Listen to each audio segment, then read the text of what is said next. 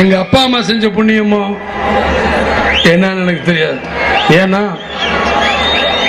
இத்தனை லட்சோபலட்சமான தொண்டர்கள் என்னை நாடி வந்து எனக்காக இவ்வளவு இருக்கீங்க.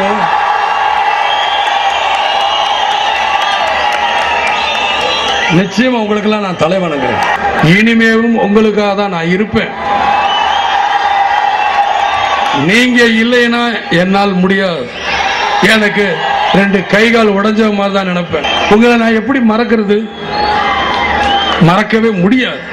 என்னுடைய கூட பிறந்த அண்ணன் தம்பிகளா, அன்பு சகோதர சகோதரிகளா, தாய்மார்களுக்கு போது நான் எப்படி விட்டு போக முடியும்? விட்டே போக முடியாது. அதான் பேட்டி கொடுக்கும்போது சொன்னேன், நான் அழிந்தால் நான் மட்டும்தான் அழிவேன், உங்களை அழிய விடவே மாட்டேன். நான் நல்லா இருந்தா உங்க எல்லாரையுமே நல்லா இருக்க வைப்பேன். ஒரு கூட்டத்தை எந்த மாநாடும் பார்த்திருக்காது. தமிழன் என்று சொல்லடா, தலை நிமிர்ந்து நில்லடான்னு நான் போட்டுக்கிட்டு இருக்கேன். இந்த 148 திரைப்படத்தில் வேற எந்த மொழியிலேயாவது போய் நடிச்சனா? நடிக்கல. மொழி தாய்மொழி தமிழ், அதை மாற்றவே முடியாது. அதற்கு நானும் விடமாட்டேன். தமிழ் மொழி காப்பதில் நான் உறுதியாக இருப்பேன். இந்த அரசியல் கட்சி ஆரம்பிச்சேன். என்ன ஆக போகிறது? நம்ம சொத்தை அடைஞ்சாலும் சரி, நம்மளுக்கு தேவை மக்கள்.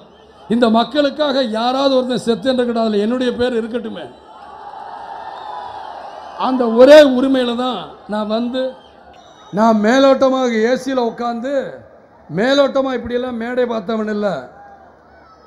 ரைஸ் மில்ல கடுமையான வேலை செஞ்சு மழையிலும் வெயிலிலும் காஞ்சி நான் நெல்லை அள்ளி குமிச்சவன். நான் ஆத்திரப்பட்டு தான் சொல்கிறேன். உங்களையெல்லாம் எங்கேயோ உட்கார வச்சிருக்கலாம். ஒரு சீனாவை பற்றி பேசுகிறான், அமெரிக்காவை பற்றி பேசுகிறான். எனக்கு அதை பற்றியெல்லாம் பேச தெரியாது. ஆனால் சீனாவில் இருக்கிற மாதிரி வாழ வைக்க தெரியும் மக்களை. ஏன்னா மக்களோட அடிமட்டம் என்ன, அவங்களுடைய வழி என்னங்கிறது எனக்கு தெரியுமா?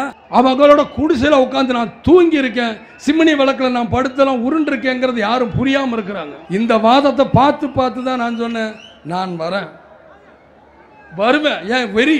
ஏன் மக்கள்ரா, ஏன் மக்களுக்கு நான் வர்றதுக்கு என்ன? நானும் எல்லாரும் மாதிரி ஏசி காரில் நான் மட்டும் உட்காந்துட்டு போக வேண்டியதானே?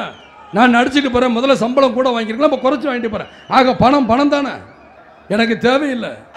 அந்த வருமானத்திலையும் நான் வீடு விற்று தான் நான் இந்த மாநாடு நடத்துகிறேனே தவிர, மீதி நேரம் என்னை மிரட்டணும்னா நான் வேட்டியை மடித்து கட்டிக்கிட்டு இறங்குவேங்கிறது அவங்களுக்கு தெரியாது. என்னைக்கும் எதற்கும் பயந்தவன் இல்லை. 6லும் சாவு 100லும் சாவு. எனக்கு ஒன்றும் கிடையாது. நான் வாட்டும் உங்கள் வீட்டுக்கு வந்தால் ஒரு டம்ளரில் கஞ்சி வாங்கி குடிச்சிட்டு டக்குன்னு போய்கிட்டே இருப்பேன். நான் எனக்கு பெரிய வசதியாக படுக்கையில் படுக்கணும் போகணும் அப்படிங்கிறலாம் எண்ணம்லாம் எனக்கு கிடையாது. நான் இப்போ தரையில் படுக்க சொன்னால் வாடு நல்லா படுத்து தூங்குவேன். ஏன்னா ஏன் அப்படி ஒரு தூக்கம் வருது தெரியுமா? இங்கே ஒன்றும் கிடையாது. எனக்கு இந்த மனசில் எந்த பயம் கிடையாது. போய் தைரியமாக நான் மாறுதட்டி சொல்லுவேன். சாப்பாடு என்றால் அதில் விஜயகாந்தை தவிர யாரும் பேர் எடுக்க முடியாது. ஏன்னா போட்டு பேர் எடுக்கணுங்கிறது கிடையாது. எதுவுமே இங்கிருந்து வரணும். இங்கிருந்து வந்தால்தான் அது நிலைக்கும். இதே முருகன் மேலே தர்காவும் இருக்கார். எல்லாரையும் சாட்சியாக வச்சு சொல்கிறேன். கிறிஸ்துவ மதம் நான் படித்த ஸ்கூல்கள் அதிகமாக இங்கே கிறிஸ்துவ ஸ்கூல் தான். அந்த ஸ்கூல்களின் சத்தியமாகவும் சொல்கிறேன், நிச்சயமாக லஞ்ச லாவணத்தை ஒழிக்க முடியும் முடியும் முடியும். நிச்சயமாக அதை நான் செய்து காட்டுகிறேன். மறைந்த கேப்டன் விஜயகாந்த் 2005 கட்சி துவங்கிய போது ஆற்றிய உருக்கமான முதல் அரசியல் உரை தற்போது சமூக வலைதளத்தில் வைரலாகி வருகின்றது. சோசியல் ட்ரெண்ட் பாருங்க, என்ஜாய் பண்ணுங்க, லைக் பண்ணுங்க, கமெண்ட் பண்ணுங்க, ஷேர் பண்ணுங்க. தேங்க்யூ.